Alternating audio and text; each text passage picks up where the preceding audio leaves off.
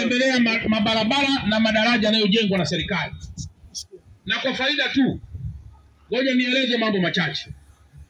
Mkienda leo pale Jangwani, kwa miaka mingi mmelalamika baada ya ile daraja kuwa miaka yote linajaa maji. Uongo kweli? Mheshimiwa Rais wa Jamhuri ya Muungano wa Tanzania, baada ya kuona kizaazaa cha wana Mabibo, cha wana Dar es Salaam wote kwamba wakati wa mvua barabara zinafungwa, ametoa bilioni 97 ili daraja lile la Jangwani lianze kujengwa. Hivi ninavyozungumza litajengwa, litakuwa na mita 390 na litakuwa na walkways za pembeni na litatoka chini kwenda juu kwa mita 8. Kwa hiyo maana yake ile yote za iliyokuwepo ya kujaa maji, hiyo itabaki kuwa historia. Lakini kuna daraja la Kigogo litajengwa nalo kwa bilioni 17. Kuna daraja la Mkwajuni nalo tumevunja, linajengwa kwa bilioni 11. Kuna madaraja kule Kigamboni nako yamevunjwa yanajengwa. Dar es Salaam yote sasa inajengwa.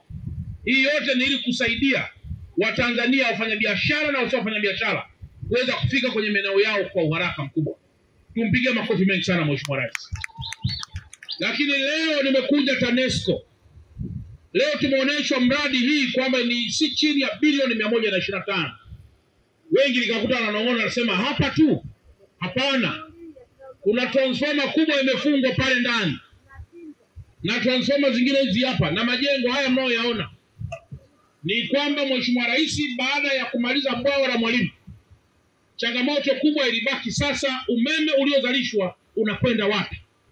Lazima zitengenezwe njia za kusafirishia umeme uliotoka kwenye kuzalishwa, na lazima pia tutengeneze njia za kusambazia umeme kuja kwako Mtanzania. Kwa hiyo haya yote ni maandalizi ya kuhakikisha kwamba umeme kuja kwako unakufikia vizuri, hauna madhara na upo tayari kwa ajili ya matumizi. Hii ndiyo kazi ambayo Mheshimiwa Rais wetu anaifanya. Sasa kama mnakumbuka, miezi michache iliyopita au mingi iliyopita, wengi tulikuwa tunalalamikia sana TANESCO kwa sababu ya kukatika kwa umeme na kwa sababu ya umeme kutosha. Lakini leo baada ya bwawa la Mwalimu, baada ya marekebisho mengine yote yaliyofanywa na TANESCO na serikali, wananchi tumeanza tena kusahau kwamba tulikuwa tuna njaa ya mambo ya umeme. Uongo kweli? Na leo malalamiko yanawezekana yamekwisha hamia kwenye jambo jingine. Nikiwauliza hapo utakusikia maji, si jambo gani, umeme tena tunasahau. Yote hii ni kwa sababu serikali yenu, endeleeni kuiamini, kwa sababu inafanya kazi kwa mapenzi mema yenu na inafanya kazi pia kuhakikisha kwamba ninyi mnapata huduma za kutosha. Na jambo la mwisho ndugu zangu wana Mabibo, baada ya kuipongeza sana TANESCO kazi nzuri, jambo langu la mwisho ni kwamba tarehe 29 ya mwezi huu wa 10 taifa litakuwa na uchaguzi. Kumchagua rais, kuchagua viongozi wengine, madiwani pamoja na wabunge. Mimi kama mkuu wa mkoa nawathibitishia kwa 100% kwamba taifa na mkoa wa Dar es Salaam upo salama mno. Tena upo salama kuliko jana. Ninyi wachache mnanikumbuka, ni mara nyingi nakuja hapa. Tunaweza tukabishana sana kwenye mambo yote ya msingi. Ukinitukana mimi Charamila wala sina tatizo, no problem with that. Lakini kamwe usije ukaharibu amani ya taifa ambayo limekushawekwa. Leo watu wa Mabibo mnafanya biashara hapa. Hebu ngoja niwaeleze jambo dogo, hamlifahamu. Mnaona umeme mkubwa huu? Mnaona huu? Huu mtu mmoja akija hapa kaleta uharibifu, huu waya ukashuka hapa chini, sisi tukiwa hapa. Yaani watu watakaopona hapa, inawezekana hakuna, wote tutakufa hapa. Kwa sababu ya hata tu ya mwizi mmoja au jambazi mmoja amekuja kuharibu amani pamoja na kuharibu hii miundombinu yetu. Ninyi leo mnafanya pale biashara. Leo kuna amani. Anafika mwendawazimu mmoja anaharibu hiyo amani. Tunaanza kupiga bunduki na mabomu tarehe 29, bunduki na mabomu tarehe 1, bunduki na mabomu tarehe 2, na maisha yenu Dar es Salaam mnayafahamu. Wengi tunaishi kwa kuungaunga. Tunatafuta asubuhi kwa ajili ya kula usiku. Tunatafuta asubuhi kwa ajili ya kula usiku. Na kwa maandikio barabara za kiuchumi zikifungwa, watu mmoja hata ambao watakufa kwa haraka Dar es Salaam kwa sababu hatuna vihenge vya chakula. Kwa hiyo ndugu zangu, mkimuona mtu anazungumzia kuharibu amani kwa kufanya maandamano au kufanya ujinga wa aina yoyote, huyu mtu anzeni kwa kumkemea kwa lugha kawaida. Mkiona asikii, toeni taarifa. Halafu tutakuja kuonyesha jambo hadharani kwenu ili iwe komesha huyu mtu asirudie tena kufanya uharibifu katika taifa letu. Hii miradi ni ya bilioni 125. Kwenye mabarabara kuna mabilioni ya kutosha. Kwenye vituo vya afya kuna mabilioni ya kutosha. Usiletee ugomvi wako wa kisiasa kuja kuharibu mfumo wa maisha yetu wa Dar es Salaam. Unaweza kufanya fujo, kafanyie mahali popote, lakini kamwe usifanyie Dar es Salaam. Kwa hiyo mimi kama mkuu wa mkoa nawapa aweni ya kusema mkoa wenu upo salama.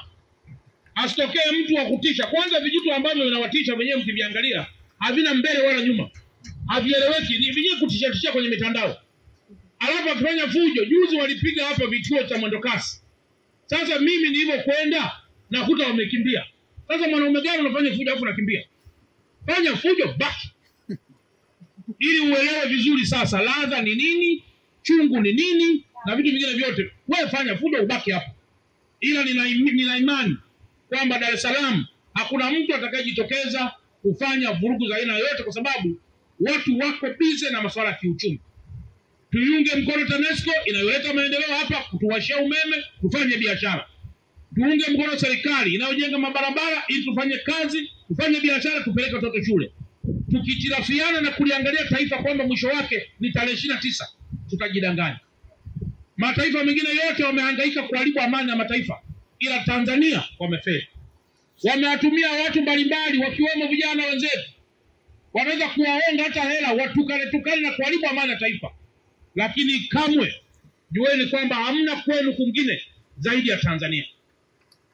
Tanzania tukiziba njia, dawa zitashuka bandarini kwenda kutibu wenzetu mkoani. Dawa tukifunga njia, mazao yatatoka mkoani kuja Dar es Salaam. Hapo Mabibo nyinyi ni mashahidi. Kuna viazi hakuna viazi. Kuna ndizi hakuna ndizi. Ninyi mna mashamba hamna. Mashamba yanatoka wapi? Ukifunga njia utauza hapa. Kwa hiyo mnaelewa maana ya fujo, si ndio? Kwa hiyo lindeni mkoa wenu. Mkoa ni mali yenu. Mkoa ni mali yenu. Askari anakuja baadaye, lakini ninyi ndio walinzi wa kwanza wa amani. Na ndio maana tumekuja hapa na TANESCO tuwaoneshe kwamba wao mnasikia. Anasema tumenunua transformer bilioni 125. Sasa serikali hiyo imejaa wizi, imejaa ufisadi. Bilioni 25 ka transformer hapo. Transformer hizo hapo. Umeziona ndugu zangu? Umeziona hizo transformer? Hiyo ukifunga kwako kwanza uweze kuifunga kwako. Itakuzalishia mambo ya ajabu na mwisho wewe mwenyewe utakuwa kuni badala ya kuwa faraja kwa matumizi ya umeme. Lakini hiyo miundombinu magorofa haya yanayojengwa, matransformer mengine yamefungwa kule ndani.